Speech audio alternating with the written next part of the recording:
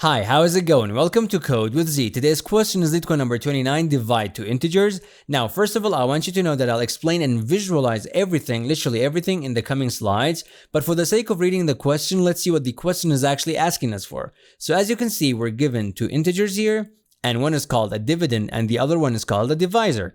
And we gotta divide these two by each other without using multiplication, division, and the mod operator. Now, after the division, if our result has decimals, we gotta remove them and not return it. And our result number has to lie between these two numbers here. If it is bigger or smaller, we're gonna return these maximum or minimum values. So for example, if our number is greater than this number, we're gonna return this as the maximum value.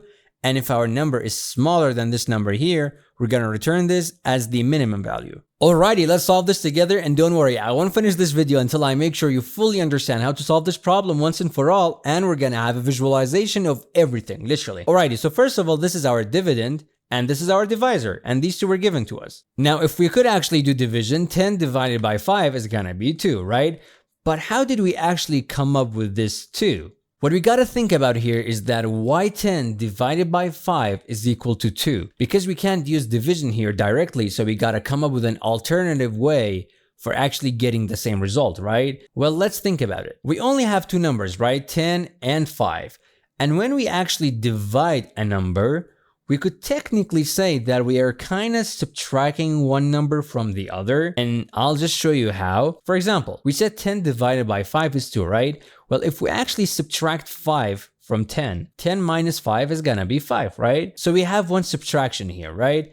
And then we can actually do it again. We could say 5, because we have 5 here left over, minus 5, so 5 minus the divisor is gonna be 0. Now we don't have any numbers, right? But we do have two subtractions. Does the number 2 sound familiar? As you can see, we have two subtractions, and that's why 10 divided by 5 is 2. Because we can literally take 5 out of 10 two times. And this is what we did. We took 5 out of 10 two times. This is the first time and this is the second time. Let's use another example. Our dividend is still 10, but our divisor is 2, right? And 10 divided by 2 is 5, right? And let's see how we actually come up with this 5. Well, if we actually follow our previous method, we gotta use subtractions, right? Well, let's do that. We're gonna say 10 minus 2, meaning taking 2 out of 10 is gonna be 8, right? 10 minus 2 is 8. Now, we can still do this. This is not 0. So you can actually say 8 minus 2 is 6, right? And then we can repeat it again. We can say 6 minus 2 is 4, and 4 minus 2 is 2, and 2 minus 2 is 0. Now, hold on, we actually reached 0, right? So we're actually able to take 2 out of 10 a bunch of times. So how many times? Well, let's see, 1, 2, 3, 4, 5. Would you look at that? That's why 10 divided by 2 is 5. Now, what if this was 5? Well, if we actually repeat the same thing, 5 minus 2, because our divisor is still 2. 5 minus 2 is 3, 3 minus 2 is 1, and 1 minus 2 is minus 1. What happened to 0? Well, we didn't actually reach 0. So we could actually, ignore it, for example. Well, let's see. How many proper equations do we have here that are not equal to anything less than 0? Well, let's see. 1 and 2. So 1, 2, right? Well, if we actually think about it, 5 divided by 2 is 2.5. And if you remember, we don't want the decimals. So we're just going to call it 2. And this means our method actually works and we don't have to worry about this one here. As you can see, we have two proper equations and our result is 2. So this is correct. Now let's take our dividend and divisor and put them here. Now our dividend is 10 and our divisor is 5, just like we saw in the first slide. And let's come up with an algorithm because we actually have one. So we just have to code it out. And I'll explain the structure of the algorithm and then I'll visualize everything. These slides took me ages to build, but I hope it provides you with value. Now, we saw that we need to count the number of subtractions that we have, right? So I think it would be a good idea to have a count variable, right? Now, if we do have negative numbers, it doesn't really matter, to be honest with you, because we're going to treat them as positive numbers, but we just got to know that they were negative in the beginning, so you can actually return a negative number at the end. So let's have isNeg variable initialized to false, because why not? And as you saw in the previous slides, we had to do a bunch of subtractions a bunch of times. So we don't want to repeat ourselves, so we're just going to add a loop This is going to be representing our loop, and we're going to do our subtraction here. So as you can see, dividend is equal to dividend minus divisor, just like we saw, 10 minus 5. And again, I'll visualize everything, don't worry. These are just like simple explanations to kind of explain the structure. And also we have to count how many times we do subtractions, right? So we got to increment count each time we do a subtraction. And then at the end, if our number was actually negative in the beginning, we're going to return minus count. And if it wasn't, we're just going to return count. As you can see here, we're actually returning the count because if you remember in the previous slides, we were actually counting the amount of subtractions we had, and that was our result. For example, we said 10 divided by 5 is equal to 2 because we have two equations. Well, let's see. Let's visualize this simple algorithm. We're going to be in the first round of our loop. So let's do that. We're going to say dividend, which is 10. As you can see, dividend is 10 minus divisor, that's 5. 10 minus 5 is going to be 5, right? So now dividend is going to be equal to 5. And then we're going to increment count. Count is going to be 1. And then we're going to move on to the second round. As you can see, we are in the second round. Here, we're going to do the same thing again. We're going to say dividend, which is 5 now, minus divisor, which is 5.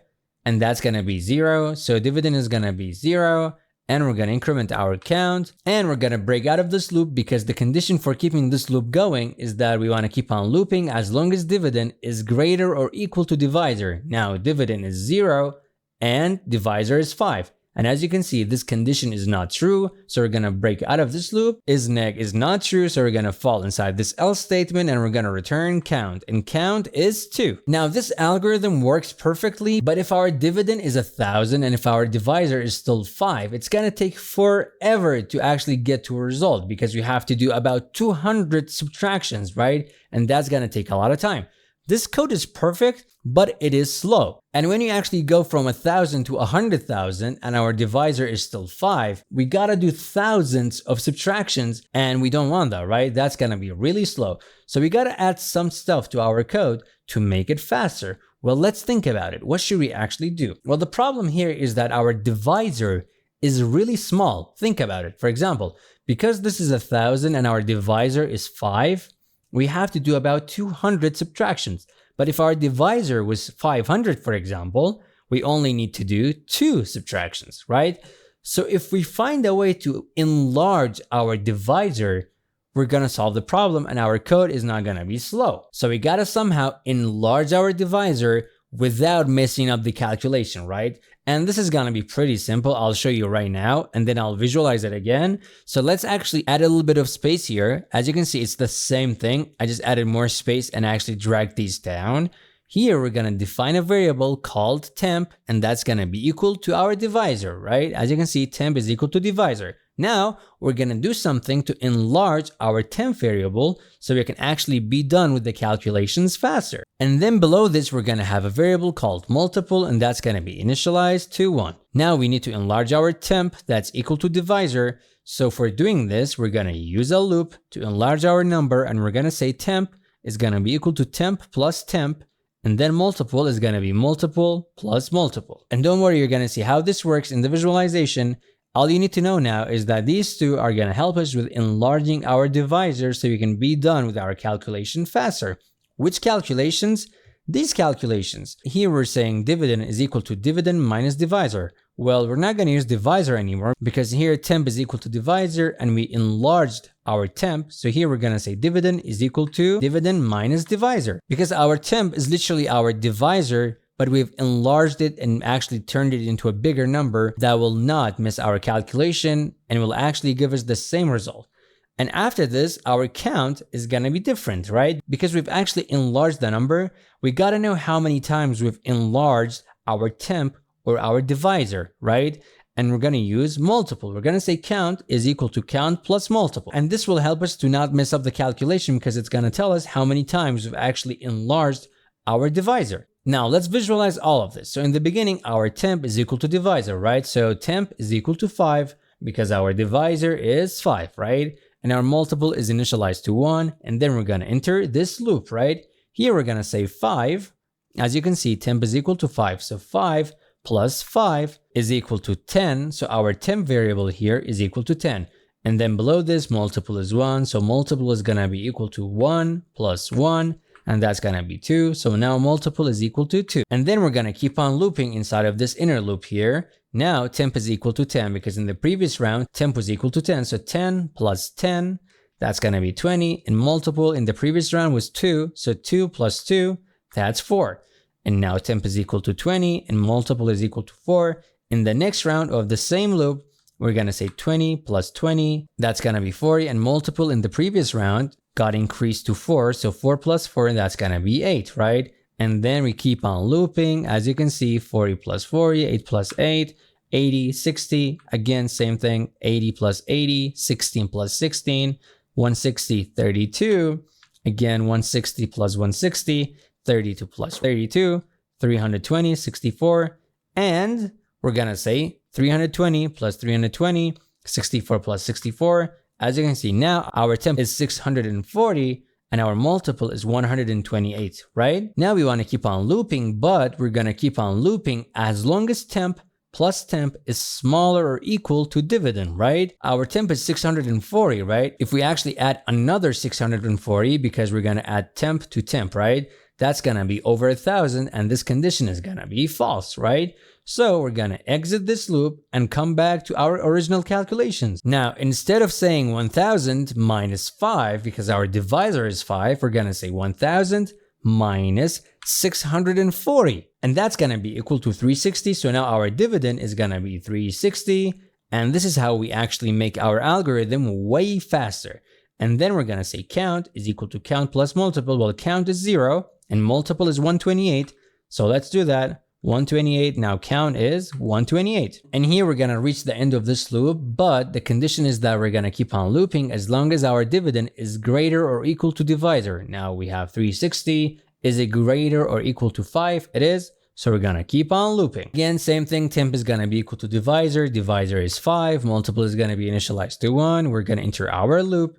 Here we're going to say 5 plus 5 and 1 plus 1. We're going to enlarge our divisor again and again as long as this condition turns out to be false. We're going to keep on looping and enlarge our number until we reach 320. And if you check, 320 plus 320 is going to be greater than our dividend because our dividend is 360. So we're going to break out of this loop. And currently our temp is 320 and our multiple is 64. So let's do that. 360, which is our dividend, minus 320, that's our temp. This is going to be equal to 40. Now our dividend is going to be 40 and add 64 to our count. Count was 128 as you can see, and let's add 64 to it. That's going to be 192. Now count is going to be 192 and then we're going to reach the end of this loop and we want to keep on looping. We're going to check our condition. Is dividend, which is 40, greater or equal to divisor, which is 5? Well, 40 is greater than 5. So yeah, all right, let's keep on looping. Again, temp is equal to 5. Multiple is initialized to 1. We're going to enter this loop. We want to keep on looping as long as temp plus temp is smaller or equal to dividend, right? So after we keep on looping here for multiple times, our temp is going to be 40 and our multiple is going to be 8 because 40 plus 40 is going to be 80 and that's going to break this condition. So we're going to exit this inner loop and we're going to go back to our calculation. Dividend is 40 as you can see and our temp is 40. So 40 minus 40, that's going to be 0. So let's update this. This is going to be 0 and our count is going to be 192 as you can see, plus multiple, which is 8. So 192 plus 8, that's going to be 200. Let's update this here and we want to keep on looping. Let's check our condition. Dividend 0. Is it greater or equal to divisor, which is 5? Nope.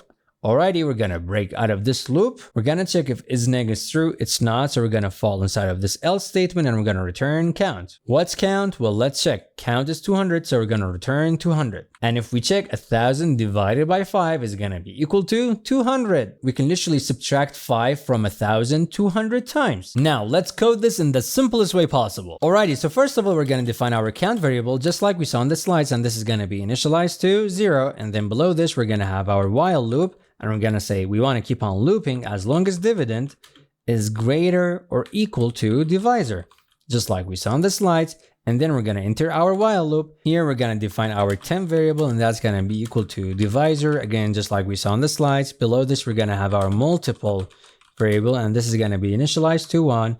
And then we're going to use the loop that's going to enlarge our divisor. So let's call it, we're going to say while, and we want to keep on looping as long as temp plus temp is going to be smaller or equal to dividend. And we're going to enter this while loop. And here we're going to say temp is going to be equal to temp plus temp. And below it, we're going to say multiple is gonna be equal to multiple plus multiple, like so. And then we're gonna exit our inner loop, meaning we've actually enlarged our temp variable or our divisor here. And then we're gonna do our calculation. We're gonna say dividend is gonna be equal to dividend minus temp. And then below this count is gonna be equal to count plus multiple, like so. And then at the end, we're gonna return count, like so. Now, this is all of our code, but we actually need to check if our dividend or divisor is negative, right? Because we gotta actually account for negative numbers. So here we're gonna say const is neg, and this is gonna be our is negative variable, is equal to math dot sign. Don't worry, I'll explain all of this after I'm done with this line. Dividend not being equal to math dot sign of divisor. Let me drag this to the left. Now let me explain this line here. So we want to know if our result should be negative or not. Well, let's see how you can actually figure this out. So for example, if our dividend is 5 and if our divisor is -3, the answer is gonna be negative. Why? Because the sign of these two numbers do not match. Even if this was like -5 and this was 3, the answer would still be negative because their signs, as you can see, do not match. The sign of the dividend does not match the sign of the divisor. But if this was -5 and this was -3, because we're dividing a negative number by a negative number, the answer of this is gonna be positive. And if these two were like 5 and 3, the answer would still be positive because their signs are equal. So if the signs are not equal, that means we have a negative number, right? So this is saying is neg is gonna be true if the signs of these two are not equal. And then at the end, if we do actually have a negative number, we gotta make sure that our count is gonna be negative. So we're gonna say count is equal to, we're gonna say is neg, is it true? If it is, we wanna return minus count. And if it's not, we're gonna return count. So we're gonna say count, because at the end, we're gonna return count, right? So you gotta update the count variable here. We're gonna say, if is neg is true, this is a ternary operator, and it's like saying, if this is true, do this, else do this. So we're saying count is neg is true. If it is, we got to return minus count, and then count is going to be equal to minus count, and that's going to make it negative. And if that's not the case, meaning is neg is false, we're going to keep count as it is. But what happens if our dividend or divisor is equal to 0? Well, we know we can't actually divide anything by 0. And if we were actually given 0, we got to return 0. But if our dividend is also 0, like for example, if we divide 0 by 1 billion, that's still gonna be 0, right? So you can actually say if dividend is equal to 0 or divisor is equal to 0, just return count. And as you can see, our count is initialized to 0, so this is literally like saying return 0. But if you remember here, we actually have to check if our result, meaning our count, lies between these two numbers. These are literally our limits for the maximum value and the minimum value. So let's define two variables. We're gonna say const upper limit is gonna be equal to 2 to the power of 31 minus 1. And as you can see, I'm literally copying this here. And then below this, we're gonna say const lower limit, and this is going to be equal to minus 2 to the power of 31. Again, I'm literally copying this here. So we got to check if our count, which is the variable that we're going to return at the end, lies between these two. Well, let's check that. Below this, we're going to say count is going to be equal to, so after we've actually checked if count is negative or not, we're going to say count is going to be equal to, is count greater than the upper limit? So is it actually greater than the maximum value? Is it? This is literally like saying, is it? If it is, well, we want to return the upper limit because this is the maximum value that we can have. Else, so if count is not actually greater than the maximum value, we got to check if it is actually smaller than the minimum value, right? So we're going to say, so is count smaller than the lower limit? Let me drag this here. Again, I'll explain this line at the end, don't worry. Is it actually smaller than the lower limit? Is it? If it is, return the lower limit as count.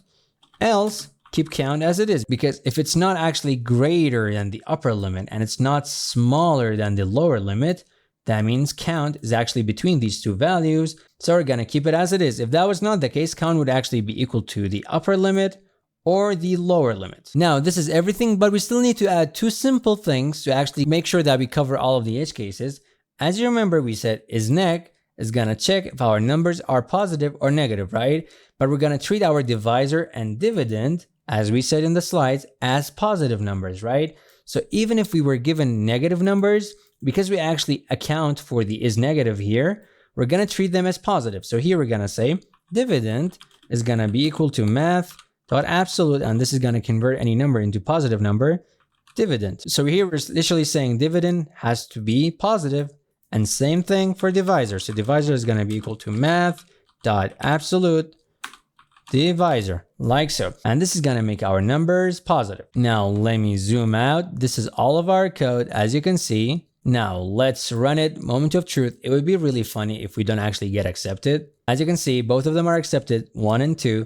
And now let's submit it. Moment of truth, drum roll please. I'm just kidding. Let's see. Yep, and we're beating 61% of all of the other submissions. Thanks for watching. Don't forget to like and subscribe and keep on coding.